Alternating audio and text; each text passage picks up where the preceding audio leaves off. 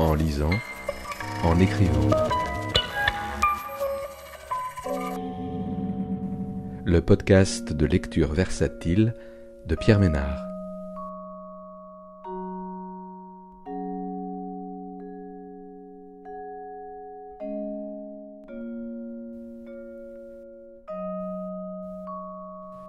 Aujourd'hui, La fille qu'on appelle de Tanguy Viel, paru aux éditions de Minuit en 2021.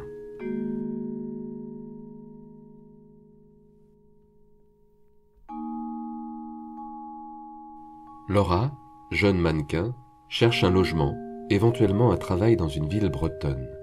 Sur les conseils de son père, Max, ancien boxeur devenu chauffeur du maire, elle sollicite un entretien avec ce dernier, qui va bientôt devenir ministre. Comme dans son précédent roman, article 353 du Code pénal, Tanguy Viel met en scène des rapports de force, d'abus de pouvoir, de domination masculine, des relations d'emprise sociale et sexuelle. Ces mécanismes pervers sont explorés avec beaucoup de finesse, tout comme la complexité de l'ambivalente notion de consentement. Si l'intrigue policière du roman prend au départ la forme d'une déposition, c'est dans ce rapport de force que l'histoire se développe et explore la dimension psychologique de ces tensions, de cette domination sociale.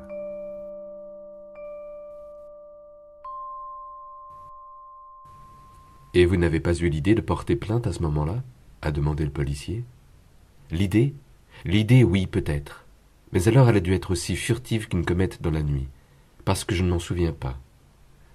Ce jour-là, si je peux dire, j'ai plutôt porté plainte contre moi-même.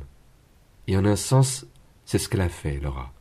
1 heure plus tard, allongée sur la plage, les yeux dont elle ne savait plus si elle devait les fermer ou bien au contraire les laisser se remplir de vent humide. La mer basse qui doucement remontait pour la border bientôt, avec cette chose si étrange qui lui semblait lui tenir compagnie, si intime et si désirable. Cette honte peut-être qui n'en finissait pas de bruire en elle, de sorte que ni les roches, ni l'eau calme n'auraient pu suffire pour qu'enfin le murmure se taise entre ses tempes. Se taise et puis se dépose là, comme une arme abandonnée au pied des remparts, recouverte assez par les algues et les lichens, ou bien qu'une brise l'emporte sur la surface de l'eau. Mais non, cela n'a pas eu lieu. Elle n'a rien vu des promeneurs sur le sable, ni des roches découvertes, à peine les chiens qui couraient au bord de l'eau, ni les glaneurs de coquillages le dos penché vers le sol, non. Elle n'a rien vu de la vie paisible qui sait se poursuivre à côté du malheur. Ou non, pas le malheur, mais l'hébétude, espérant qu'en fumant et fumant encore, elle ferait passer l'odeur trop salée ou trop âcre de sa sueur. Elle, sous le soleil voilé d'une fin d'après-midi, quelquefois il fallait qu'elle se relève pour sentir le vent encore frais, et puis quoi ? Regarder l'horizon pour se souvenir qu'il y en avait un, quand il lui semblait qu'aucune clarté ne suffisait à l'élargir. Oui, c'est ce que ça lui a fait après, dès qu'elle est sortie en fait. A descendu les escaliers en courant pour chercher l'air du dehors, et se mettant à marcher beaucoup dans la ville, et puis sur les rochers. Et puis elle s'est posée là, sur la grande plage, comme une baleine échouée que l'eau bientôt recouvrirait. Et alors, espérant qu'elle puisse un jour reprendre le large, que les flots bientôt porteraient son âme sonore, et qu'à nouveau elle courrait parmi les mers du globe. Mais pour l'heure, il lui semblait seulement que, du fond de l'océan, toutes les déesses de la mer se dessinant sur l'écume chuchotante avaient décidé de lui parler. Ou non, pas lui parler, mais pérorer comme elles savent si bien faire en commentant l'action. Et c'était comme un coryphée antique posé au coin du soir. Une assemblée tenue par 50 naïades qui psalmodiaient autour d'elle. « Oh, qu'as-tu fait, Laura ? Qu'as-tu fait ?» Elle, tout ce qu'elle avait envie de leur dire, en les écoutant chanter sur le bord de l'écume, c'était qu'elles arrivaient trop tard, qu'avec les dieux c'est toujours la même chose, ils débarquent après la bataille, et on dirait que leur joie consiste à alimenter les regrets comme on souffle sur les braises. Et elle les entendait presque rire, la regardant de cet air espiègle que seuls les êtres imaginaires peuvent conserver dans l'air acide, répétant comme une chorale d'enfants « Oh, qu'as-tu fait, Laura ? Qu'as-tu fait ?» Il a bien fallu qu'elle quitte la plage à la nuit tombante. Il a bien fallu qu'elle remonte là, dans cette chambre dont elle avait ouvert le Vélux pour que l'air, l'odeur et le sens de ses actes, tout s'y renouvelle. Il a bien fallu qu'elle se lave, longtemps, sous l'eau très chaude. Il a bien fallu encore qu'elle sorte de son sac la boîte d'anxiolytiques qu'elle emportait partout, du genre que, dans la mode, elle avait appris à consommer avec modération. Et presque ça a marché. L'eau, les médicaments, le sommeil. Elle s'est réveillée le lendemain et tout paraissait loin. Elle s'est même dit que, voilà, c'était fait, c'était fini, ils étaient quittes. Oui, voilà ce que j'ai pensé, a-t-elle repris devant les policiers, que maintenant c'était fini. Maintenant j'étais chez moi et c'était fini. Je vous jure que j'ai cru ça. C'est-à-dire, vous avez cru ça. Il y a certaines choses, elle a continué, je ne suis pas sûr que vous puissiez les comprendre. Ah non, ils ont fait.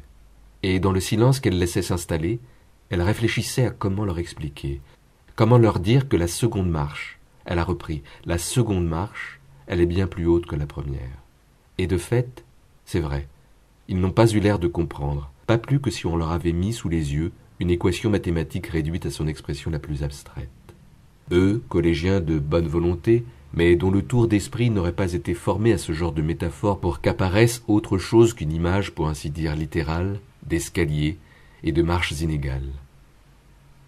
Que le plus dur, elle a repris, ou bien le pire, ou bien le plus absurde, ce n'est pas de passer de 0 à 1, mais bien de 1 à 2. Je veux dire, vous comprenez, passer de la première à la deuxième fois. Vous voulez dire qu'il y a eu une deuxième fois? Le lendemain, à la même heure, on est venu me chercher au bar, on m'a dit « il t'attend ». Qui ça, on? Je ne sais pas, quelqu'un. Et vous y êtes allé? Oui. Alors le policier, qui continuait de taper le récit sur son ordinateur, comme si cette fois il ne pouvait pas continuer d'enregistrer une plainte qu'il jugeait de plus en plus irrecevable, il s'est arrêté et il a dit « Je ne comprends pas. Vous pouviez très bien dire non à ce moment-là. » Peut-être, elle a dit, je ne sais pas. Et presque énervée ou bien continuant de réfléchir à voix haute, elle a poursuivi. Vous savez pourquoi la deuxième fois est pire que la première? Eh bien parce que dans cette fois-là, dans cette deuxième fois, il y a toutes les suivantes. Et l'autre flic, plus calme, qui avait peur de casser quelque chose dans la mécanique désormais huilée de son récit, il a dit sur un ton plus doux « Oui, bien sûr, je comprends. » « Non, je ne pense pas, elle lui a dit, que vous compreniez vraiment. Non, je ne le pense pas, parce que tout simplement ce n'est pas possible.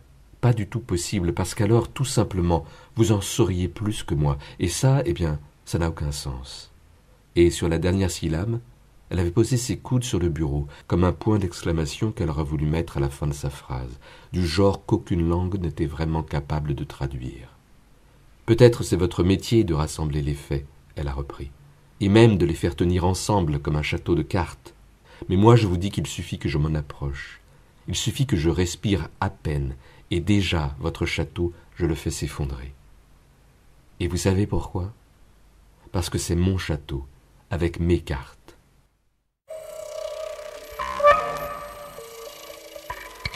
En lisant, en écrivant.